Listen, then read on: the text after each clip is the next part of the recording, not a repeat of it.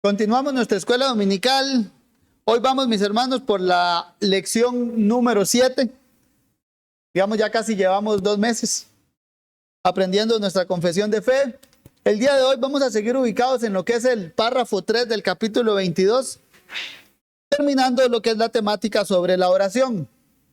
Leo nuevamente el párrafo 3 para ustedes, los que tienen su confesión. Espero que la tengan también, porque no la estamos proyectando, así que debemos ser diligentes en eso y procure siempre traer su confesión para seguir la lectura. Capítulo 22, párrafo 3. Lo leo nuevamente. Dice: la oración con acción de gracias, al ser una parte especial de la adoración natural, Dios la demanda de todos los hombres. Pero para que sea aceptada debe ser hecha en el nombre del Hijo, por la ayuda del Espíritu, conforme a su voluntad, con entendimiento, reverencia, humildad, fervor, fe, amor y perseverancia. Y cuando se ora con otros, debe hacerse en una lengua conocida. Estamos todavía viendo entonces lo que es sobre la oración, o como lo titulamos, la oración a la luz de la revelación general y de la revelación especial. Partimos entonces que la revelación general tal cual, espero que ese concepto ya lo dominemos. La revelación general, o es decir, cómo Dios se nos ha revelado por medio de la creación, nos enseña que hay un Dios y que hay un Dios al cual le debemos orar. O usando el argumento de Pablo en Romanos 1 es que Dios se ha revelado de tal manera que hace al hombre inexcusable para que le rinda tributo, para que lo reconozca como Dios, pero lo que el hombre natural lo que hizo es, ni le dieron gracias. Habiendo conocido a Dios, no le glorificaron como a Dios, y dice Pablo, ni le dieron gracias. La revelación natural entonces implica, Pablo, que el hombre al contemplar la creación debe decir un gracias a Dios. Ya, la revelación natural entonces implica acción de gracias. Después estuvimos viendo ya que a pesar de que la revelación natural en sí habla de que el hombre debe orar, no le dice el cómo. Y aquí voy con el cómo. El cómo para que lo que hemos visto sea aceptable a Dios, o lo que estuvimos viendo, los ingredientes, o llamémoslo la fórmula para que la oración sea aceptable a Dios. Y eso solo se logra, ¿cómo? Por medio de la revelación especial. O como lo estuvimos viendo, conforme a su voluntad. La oración, entonces, para que sea agradable a Dios, Dios la demanda de su pueblo que sea una oración conforme a su voluntad. Eso implica entonces que el creyente y la iglesia en general debe estar instruida en cuál es la voluntad de Dios. Y recordemos lo que dice Pablo también, parafraseándolo en Romanos 12, la voluntad de Dios es buena, agradable y perfecta. Entonces, para que la oración sea buena, agradable, veámoslo así, perfecta, debe ser hecha conforme a la voluntad de Dios. Nuestra confesión entonces, primero, nos dice, para que sea aceptada debe ser hecha en el nombre del Hijo, con la ayuda del Espíritu Santo y conforme a su voluntad.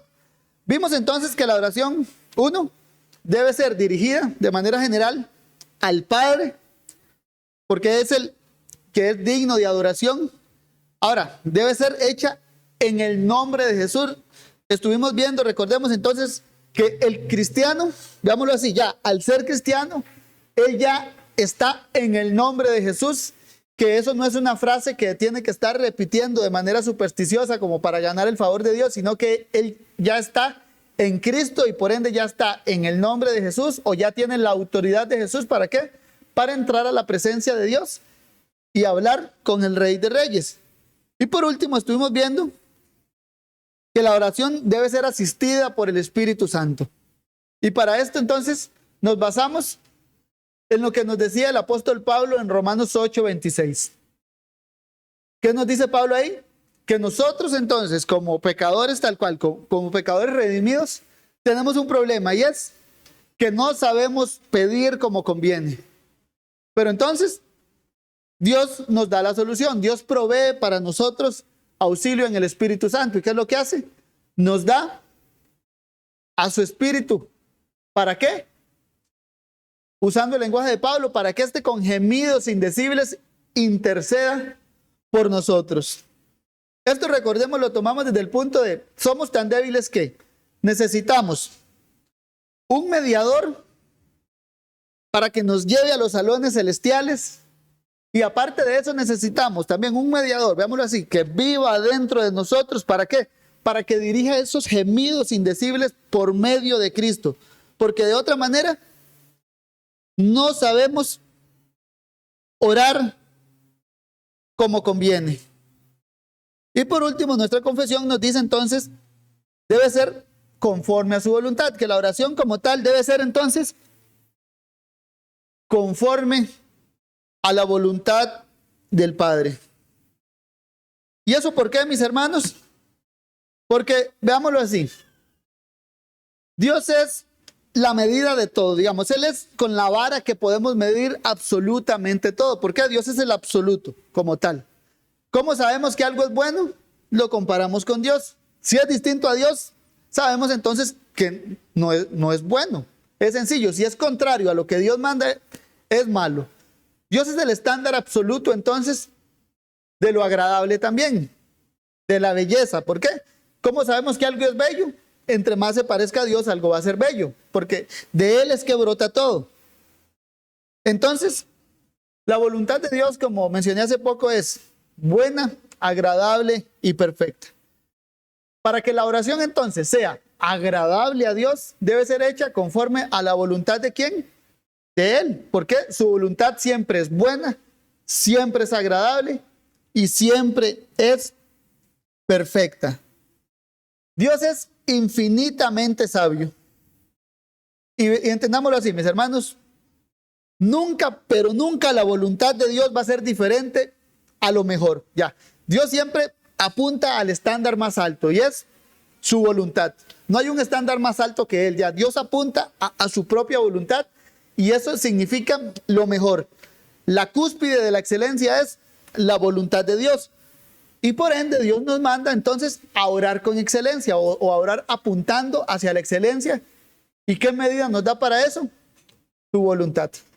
Sabemos que entonces vamos a orar bien siempre y cuando lo hagamos conforme a la voluntad de Dios.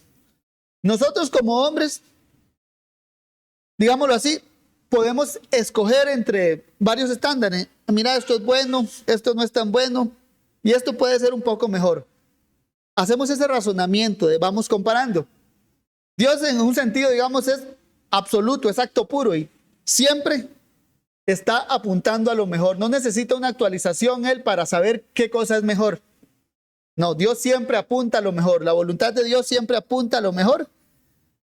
Y por ende, la oración debe ser hecha entonces conforme a esa voluntad. ¿Por qué? Porque es lo mejor.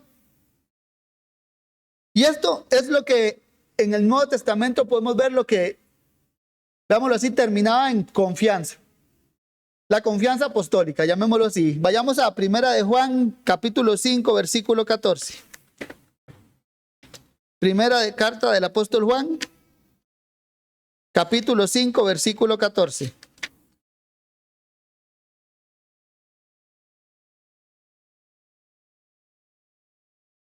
Dice,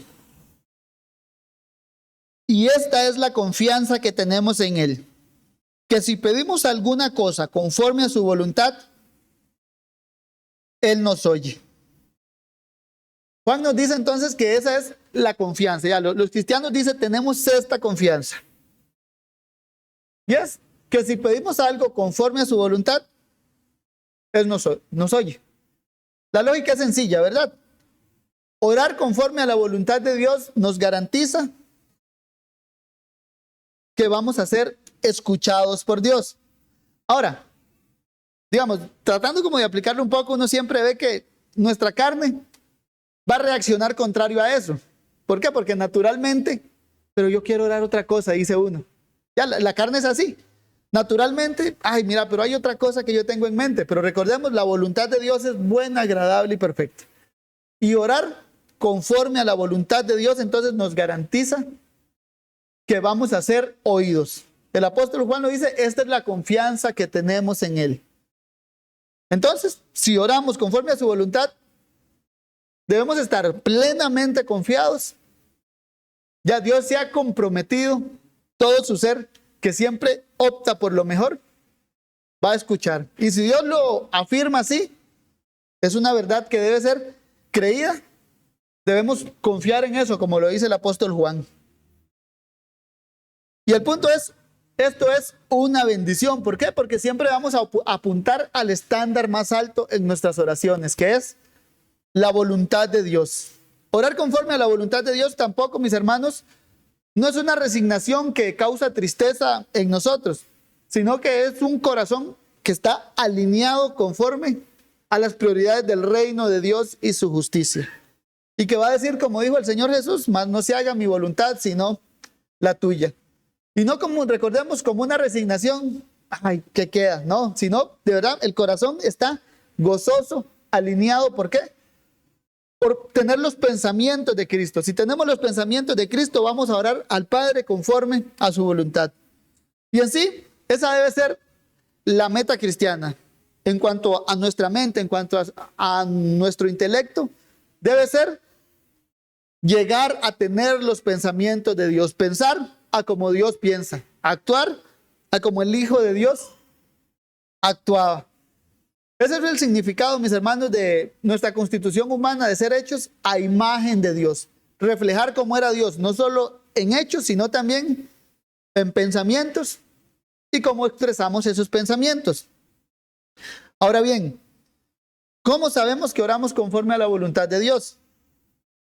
Y esta respuesta, mis hermanos, creo que para la mayoría de nosotros debe ser sencilla y es, entre más Biblia conozcamos, más vamos a ser entendidos en cuál es la voluntad de Dios y por ende nuestras oraciones deberían naturalmente estar cargadas ¿de qué?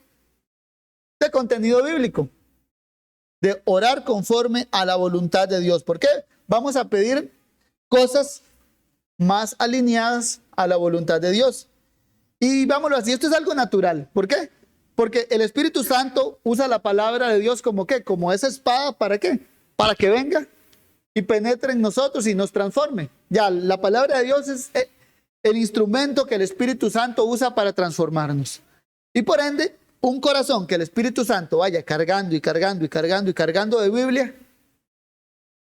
¿cómo va a reaccionar? Como nos enseñó el Señor Jesús, de la abundancia del corazón habla la boca.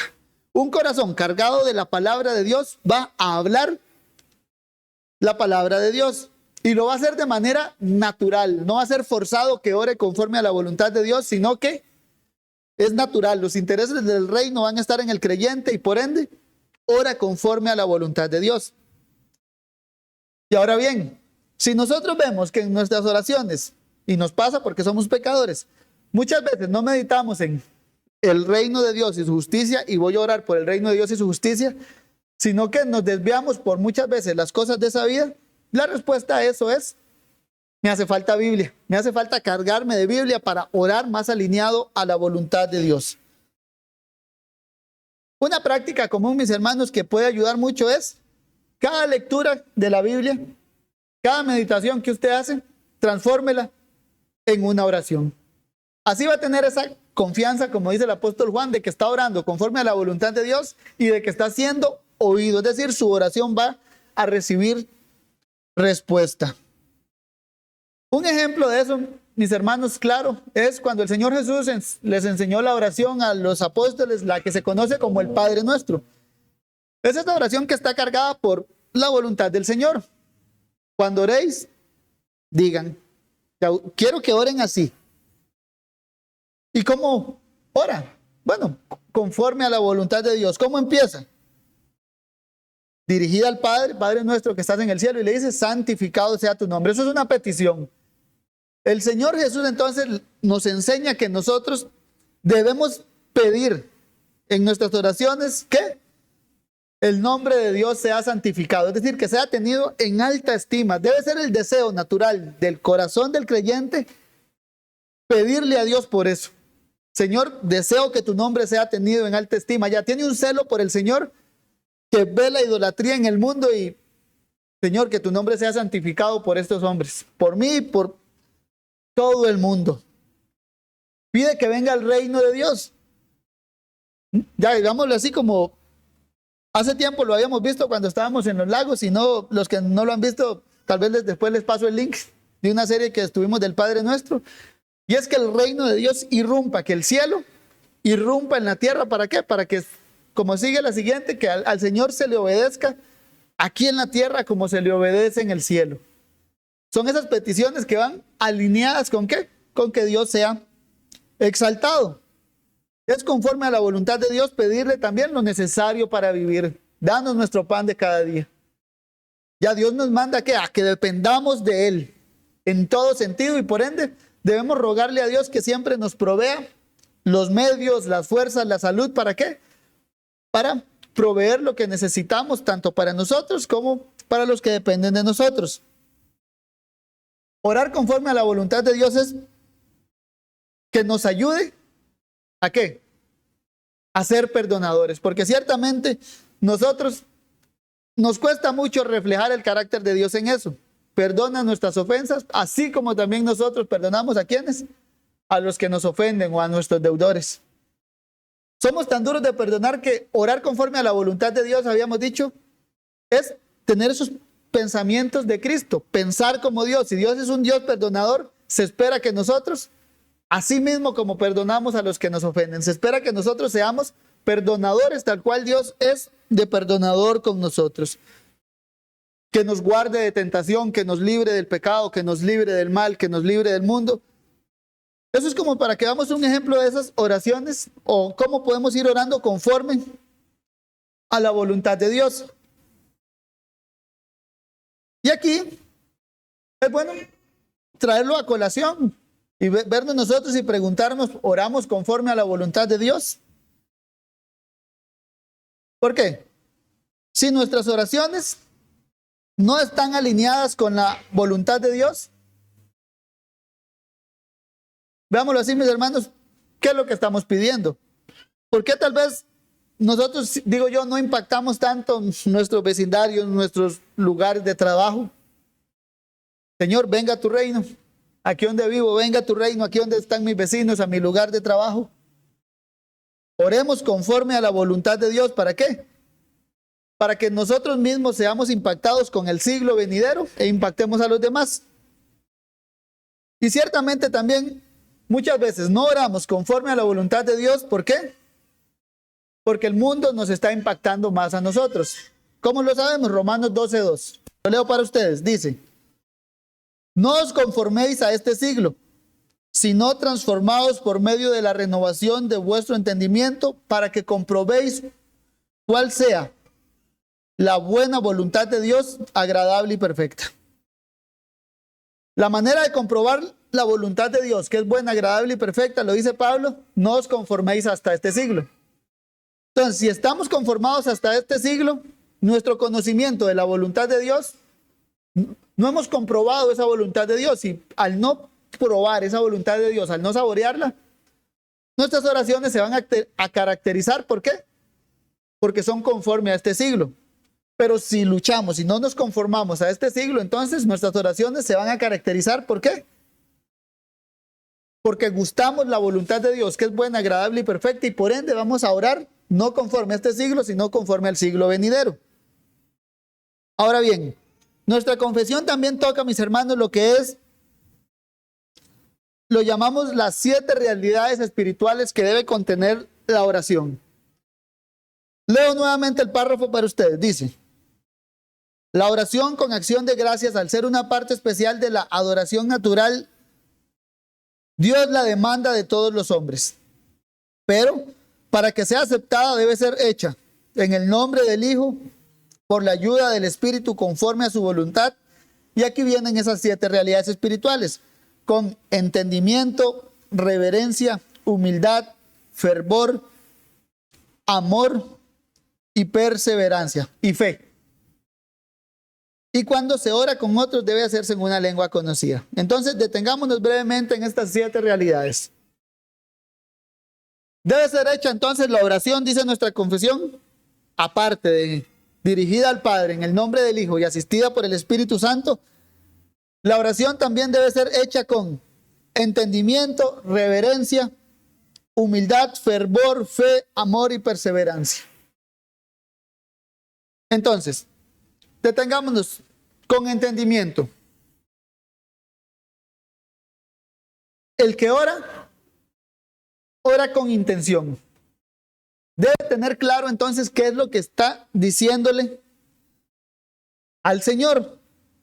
No ora como el Señor claramente le dijo a sus apóstoles que no oren así como esos que hacen vanas repeticiones, sino que todo el entendimiento del creyente está concentrado ¿en qué? En dirigirse a su Dios.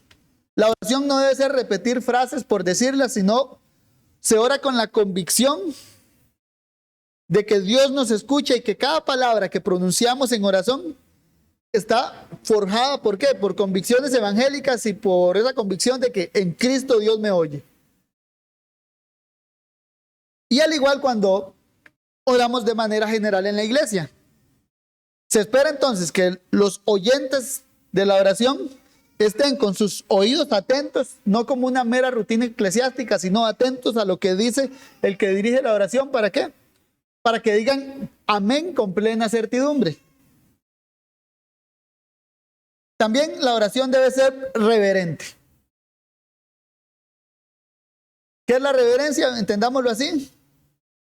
Veneración o un gran respeto que se debe tener. Debemos orar entonces con respeto, sabiendo ante quién nos estamos presentando. Ciertamente esto es algo que creo que se ha perdido mucho en los cultos modernos, sobre todo en los evangélicos, porque no hay reverencia, sino lo que hay a veces son gritos, exigencias a Dios, gritos, le digo yo, maleducados. Pero la oración debe ser reverencia, porque estamos ante la presencia del ser más majestuoso que existe en todo el universo. ¿Quién? El que creó todo.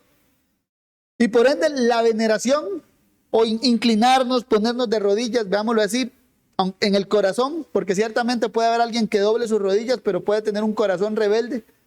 Pero lo que voy es, debe haber ese temor o ese terror de estoy ante Dios, me abruma, ya. Debemos estar doblegados ante Él y hablar casi que temblando, podemos decirlo así, es la idea de la reverencia. Asimismo oraba el Señor Jesús. Hebreos 5:7 dice: y Cristo en los días de su carne, ofreciendo ruegos y súplicas con gran clamor y lágrimas al que le podía librar de la muerte, fue oído a causa de su temor reverente. Vamos a decir, la reverencia es inclinar el cuerpo porque sabemos que dependemos de esa persona. Y Cristo, como Hijo de Dios, aquí como mediador entre Dios y los hombres, decía, fue oído a causa de su temor reverente. Ya Cristo no era ese que le pegaba gritos al Padre, que le exigía, que le declaraba que le iba a arrebatar no sé qué cosas al diablo. No, Cristo de verdad tuvo temor reverente, se postró ante el Padre con temor. Y recordemos el concepto de temor, no es meramente respeto, también es ese terror de que es el Dios que derrite los montes. Y Cristo mostró ese temor reverente en sus oraciones. Jesús oró al Padre con reverencia.